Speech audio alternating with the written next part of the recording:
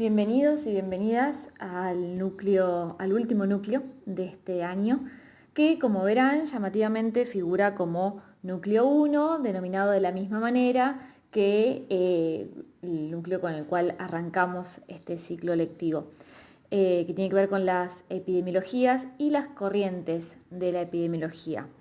¿Por qué volver sobre estos conceptos? Porque justamente a comienzo de año se los planteamos como conceptos, como a modo introductorio, y ahora, habiendo recorrido todos los contenidos de la epidemiología, creemos que podemos llevar adelante un proceso de síntesis, podemos acompañarlos en este estudiar, analizar, comprender el objeto de estudio en sus múltiples manifestaciones, ¿sí? Siempre en relación con el contexto.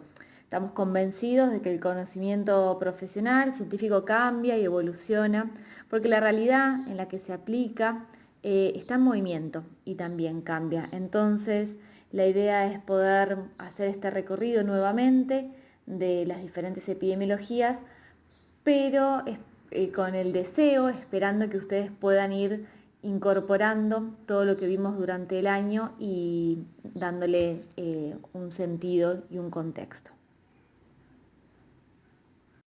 Es por ello que, retomando de alguna manera los contenidos que vieron en el núcleo de causalidad y siendo conscientes de la emergencia del paradigma de la complejidad, vamos a volver sobre las corrientes epidemiológicas que, como les dije antes, vimos a principio de año.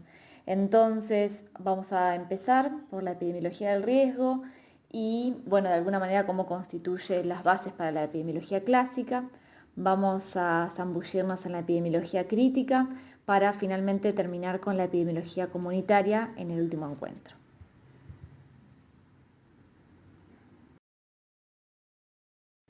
Para empezar, entonces, nos vamos a situar nuevamente en los tres paradigmas que analiza Urquía, que de alguna manera dominaron el pensamiento epidemiológico en cada momento histórico.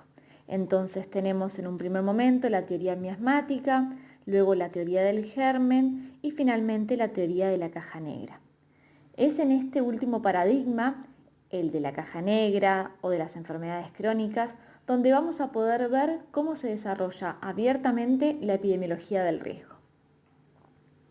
Este enfoque, como seguramente lo vieron en el núcleo pasado, hace un análisis lineal de la causalidad, asumiendo que los eventos son multicausales, y para tratar de conocer su origen, analiza las diferentes exposiciones o factores de riesgo por separado. Por lo tanto, la relación de causalidad se apoya en asociaciones estadísticas y las causas se jerarquizan según el peso comparativo de cada factor. Existen un conjunto de conceptos y técnicas epidemiológicas que nutren a este enfoque y que nos permiten identificar y controlar problemas prioritarios de salud, focalizando entonces las intervenciones en aquellos grupos de mayor riesgo. Sin embargo, antes de abordar estas ideas centrales, les propongo hacer un breve recorrido sobre el concepto del riesgo y cómo fue mutando hasta convertirse en lo que conocemos hoy día. El riesgo en epidemiología aparece inicialmente bajo esta lógica del discurso del riesgo en los años 20. Esta noción está ligada principalmente a la idea de amenaza o peligro, pero no a la de probabilidad y azar, desempeñando un papel secundario, periférico y de carácter básicamente descriptivo. Decimos que antecede a la epidemiología de las enfermedades crónicas no transmisibles porque hay antecedentes en algunos estudios, como por ejemplo el de la difteria en 1925, donde aparece esta noción de riesgo y el análisis de algunos datos secundarios sobre varias enfermedades infecciosas de la época. Luego, en los años 30, aparece la publicación en una revista sobre salud pública de un artículo de Frost sobre el riesgo de las personas en contacto familiar con tuberculosis pulmonar y empieza a evidenciarse de alguna manera que el concepto de riesgo adquiere su carácter técnico-instrumental, es decir, que se vuelve más consistente, ¿sí?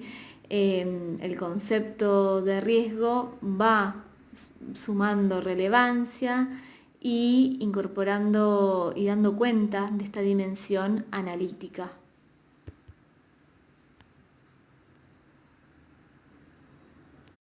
Es por eso que decimos que cuando el discurso del riesgo alcanza el más alto grado de entendimiento de una estructura conceptual paradigmática, las enfermedades crónicas se volverán su objeto de estudio preferencial.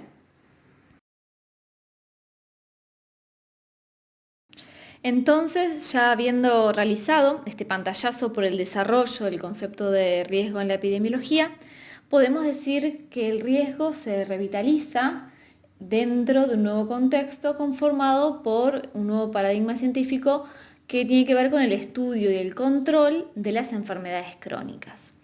Esto lo vamos a mencionar muy brevemente porque ya lo vimos cuando abordamos el material de Urquía. Este contexto tiene que ver con situarnos al final de la Segunda Guerra Mundial, donde hay un crecimiento del imperialismo y donde se consolida la OMS y la OPS, pero bajo la franca hegemonía política ideológica de Estados Unidos y por ende de su proyecto de sociedad. Entonces, los intereses de la iniciativa privada van a ver que tienen prioridad sobre los servicios cívicos o los programas comunitarios. Se evidencia una creciente cobertura de los seguros privados de salud, y un escaso interés en poder reorganizar la asistencia médica a través de la preocupación en la determinación social de la salud y la enfermedad. Y en relación al paradigma de las enfermedades crónicas, sabemos que tuvieron que ver diversos factores. Esto también ya lo hemos visto a principio de año, pero los repasamos brevemente. Por un lado, las afecciones crónicas pasan a ser las principales causas de morbilidad y mortalidad en el mundo. En función de esta nueva situación mundial, aparece la dificultad para poder explicarlas desde la teoría del germen.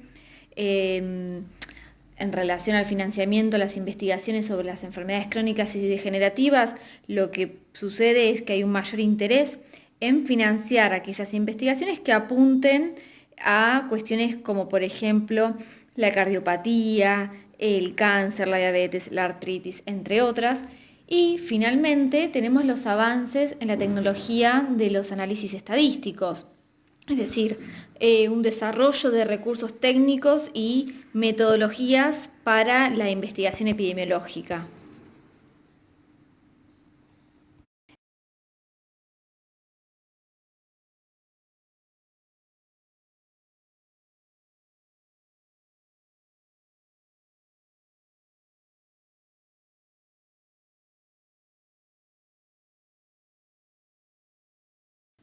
La clave del enfoque de riesgo consiste en controlar los problemas, es decir, aquellos eventos desfavorables por los efectos que genera sobre la salud de las personas, actuando sobre los factores de riesgo prioritarios, es decir, dando especial atención a los individuos más susceptibles y aplicando entonces intervenciones más efectivas. La hipótesis sobre la que se basa el enfoque es que mientras más exacta sea la medición del riesgo, más adecuadamente se comprenderá las necesidades de atención de la población y ello favorecerá a la efectividad de las intervenciones.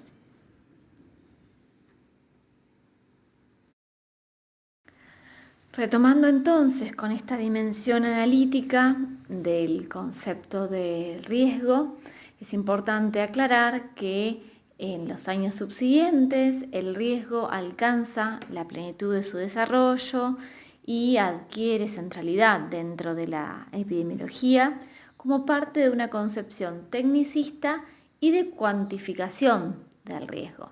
Es decir, tenemos al concepto de riesgo vinculado a la probabilidad de que se presente un evento desfavorable. Ahora bien, esa probabilidad se puede medir. Entonces toma fuerza la lógica de la estadística que exponerse a un riesgo aumenta la probabilidad de que suceda un evento desfavorable o enfermedad. En esta búsqueda de poder cuantificar el riesgo, el uso de la estadística inferencial favoreció la expansión al interior de la epidemiología de las investigaciones analíticas y experimentales. Retomando entonces la bibliografía obligatoria que les proponemos para este encuentro, que es un artículo de Almeida Filo sobre el riesgo, les presentamos en esta diapositiva que el riesgo en epidemiología equivale a efecto, probabilidad de ocurrencia de una patología en una población determinada, expresado a través del indicador paradigmático de la incidencia. Les planteamos estas líneas porque el autor lo refiere como la primera referencia explícita en la literatura anglosajona a la cuestión del objeto de la epidemiología. Esta línea está fundada en los principios del rigor y la coherencia interna, propiciando una conexión lógica entre sus principios y aplicaciones inmediatas a las técnicas de análisis epidemiológicos más usados en la actualidad. No obstante, como bien plantea el autor, no cualquier proporción o probabilidad puede indicar una estimación del riesgo. Es necesario entonces que se den 3 elementos que conforman esta definición epidemiológica del riesgo. La ocurrencia de los casos, que se ubicarían en el numerador, la base de referencia poblacional en el denominador y por último la base de referencia temporal, que es el período. Es por eso que a lo largo de los contenidos de este año hemos abordado, entre otras cosas, los indicadores de salud, que son mediciones resumidas que captan información relevante sobre el estado de salud y que frecuentemente son, en función de que son mediciones, son tasas, porcentajes, índices, etc. Otro concepto clave de esta clase es el de factor de riesgo, que lo propone por primera vez Brian McMahon en los años 60 para identificar posibles elementos causales, pero limitando su uso para aquella asociación estadística que además cumpliera con otras características, entre ellas la secuencia temporal, y que no sean producto de problemas de diseño, de sesgo o de factores de confusión. Entonces, como dice Almeida Filo, se podrá identificar, contabilizar y comparar individuos, grupos familiares o comunidades con relación a las exposiciones a dichos factores, que ya están establecidos por estudios previos, y proporcionar intervenciones preventivas. Para pensar estas intervenciones, hay que tener presente entonces la importancia del factor de riesgo, es decir, el grado de asociación con el grado de salud, la frecuencia de dicho factor de riesgo y la posibilidad de prevenirlo. Como venimos planteando, este tipo de investigación epidemiológica nos ha permitido conocer una gran cantidad de factores de riesgo de enfermedades no infecciosas asociados con la susceptibilidad de los individuos dentro de una población, especialmente aquellos que están asociados con el cáncer y la enfermedad coronaria. Antes de pasar a la siguiente diapositiva, mencionarles 2 cosas. Por un lado, van a ver que los factores de riesgo, en la diapositiva les presentamos al final, que según su reductibilidad son modificables o no modificables. Comentarles que Grundy intentó en 1973 intentó y consiguió, ¿no?, introducir en el campo teórico de la epidemiología la distinción entre el factor de riesgo y el marcador de riesgo en función de la posibilidad o no de intervención sobre el mismo. Siendo entonces los marcadores de riesgo un concepto que son un concepto reservado a las variables de la persona, que no son controlables y que definen a los individuos particularmente. Por otro lado, sugerirles que se zambullan en la bibliografía, en el texto de Almeida Filo que les proponemos, y que puedan profundizar o tener en cuenta que hay una parte en donde se plantean las limitaciones de este abordaje puntualmente de los factores de riesgo, marcando, citando a otro autor, pero marcando algunos ítems a tener en cuenta. Un rasgo característico en los estudios epidemiológicos tiene que ver con que las relaciones causales postuladas entre las variables se traduzcan en términos probabilísticos. Es decir, se trata de establecer si la mayor o menor probabilidad de que un evento ocurra se debe precisamente a los factores que se sospecha que intervienen en su génesis y no al azar. Para poder cumplir con este objetivo, la investigación epidemiológica se basa en la construcción, como ya hemos visto, de 3 tipos de medidas: las de frecuencia, las de asociación o efecto y las de impacto. La construcción de estas medidas se realiza por medio de operaciones aritméticas simples y de instrumentos matemáticos que ya son conocidos por todos y por todas como las razones, las proporciones y las tasas. Recordarán entonces que a lo largo de este año hemos profundizado en las medidas de frecuencia, en la proporción, en la razón, en las tasas, en la incidencia y la prevalencia, como también en las medidas de asociación, que nos permiten determinar la magnitud o la fuerza de la relación existente entre la exposición y el evento, y es allí donde les presentamos este cuadro de la cuantificación del riesgo. Van a recordar que de las medidas relativas se desprende el riesgo relativo y el odds ratio, mientras que de las medidas absolutas tenemos el riesgo atribuible o el riesgo absoluto.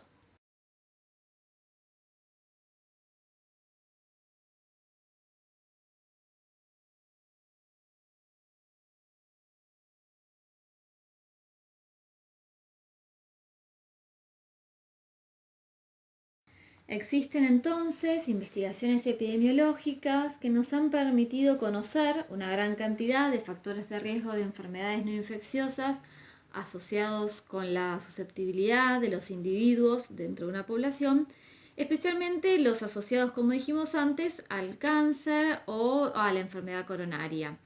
En este sentido, les presentamos a modo de ejemplo el estudio Framingham, donde el principal objetivo era la detección precoz de las enfermedades cardíacas, así como el diagnóstico de las manifestaciones en personas aparentemente sanas. Uno de los primeros y principales factores de riesgo fue la hipertensión arterial, factor muy importante en la presentación de la patología cardiovascular. El resultado práctico fue el control de la hipertensión con fármacos y dieta hiposódica, comprobándose como resultado de estas medidas el descenso de la incidencia del infarto de miocardio y de los accidentes vasculares cerebrales. La determinación de las cifras elevadas de colesterol mereció igual consideración que la hipertensión arterial, adoptándose entonces las medidas adecuadas para su control. Igualmente, sobre el hábito de fumar, que fue considerado desde principios del siglo XX y estando estrechamente relacionado con la mayor incidencia del cáncer de pulmón, el estudio Framingham demostró que la relación entre el tabaquismo con la mayor frecuencia de las cardiopatías lo consideraba un factor de riesgo estadísticamente. Entendiendo entonces a dónde apunta el enfoque de riesgo, sabemos que conocer dichos factores de riesgo nos va a dar herramientas, en este caso les presentamos 3, que nos van a permitir identificar y focalizar las intervenciones en los grupos de mayor riesgo. Por un lado tenemos la predicción, que sirve como un elemento, ese factor de riesgo conocido, para predecir la presencia de una enfermedad o un evento. El diagnóstico, porque la presencia de un factor de riesgo aumenta la probabilidad de que se presente una enfermedad o un evento, y este conocimiento se utiliza en el proceso diagnóstico. Y por último, y no menos importante, la prevención. Si un factor de riesgo se conoce asociado con la presencia de una enfermedad, su eliminación de alguna manera va a reducir la probabilidad de su presencia. Y esto es lo que conocemos como prevención primaria. es decir, disminuir la exposición a factores de riesgo. El enfoque de riesgo puede ser utilizado tanto dentro como fuera del sistema de atención a la salud. Por eso les compartimos este cuadro que es de la OPS, donde identifica justamente eso, el uso del enfoque de riesgo dentro del sistema formal y fuera del sistema formal de atención a la salud. Es importante ver que la información que de este enfoque se desprende puede utilizarse para definir prácticas de educación para la salud y mejorar la atención, como también, y lo hemos visto, puede producir cambios en el estilo y las condiciones de vida de cada persona.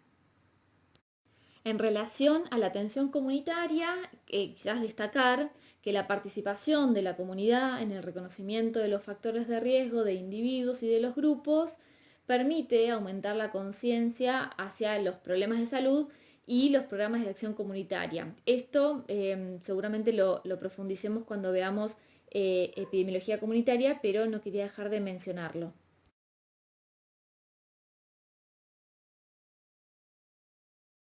Entonces, si el objeto de estudio de este enfoque son los factores de riesgo, el interés estará puesto sobre la identificación y medición de aquellos factores de riesgo que contribuyen al surgimiento de los problemas de salud. Pero poca relevancia tendrán aquellas cuestiones vinculadas al proceso de producción del problema de salud dado, sino más bien qué influye en él y cuánto. La dimensión sociocultural aparece como las características de las personas en esta triada persona, lugar y tiempo, o como factores socioeconómicos. Vimos cómo McMahon focaliza la atención sobre aquellos factores de riesgo más cercanos al evento, por lo que los factores sociales y culturales son los que quedan más alejados del evento o de la enfermedad en esa cadena causal y por lo tanto los que menos atención reciben. De este modo se tiende a otorgar una importancia secundaria a aquellas informaciones que son de carácter cualitativo, de carácter sociocultural o psicológico y aquellas referidas a las esferas sociopolíticas porque además se muestran menos amigables a los dispositivos cuantitativos numéricos que son el estandarte de este enfoque. Sin embargo, hay en la epidemiología del riesgo una serie de trabajos, de estudios, de investigaciones que incluyen más fuertemente los factores y las variables de tipo social, fundamentalmente enfocadas, como decíamos en la diapositiva, en lo socioeconómico. Por ejemplo, el ingreso, la categoría ocupacional, el nivel socioeconómico o el nivel educativo, entre otros. Aparece también en esta línea el concepto de estilos de vida. Una de las premisas que se plantea en relación a esa teoría es que las enfermedades cardiovasculares y el cáncer son causados por un estilo de vida no sano. Para ir finalizando este encuentro, no queríamos dejar de mencionarles algunas limitaciones del enfoque de riesgo, pero entendiendo que seguramente a lo largo de este encuentro han podido ir identificando alguna de ellas. En primer lugar, plantearles que este enfoque habla de las características de las personas y no de los grupos, y que el concepto de población que aparece es como el agregado de individuos en función de una característica común, pero no es el de un grupo social constituido históricamente.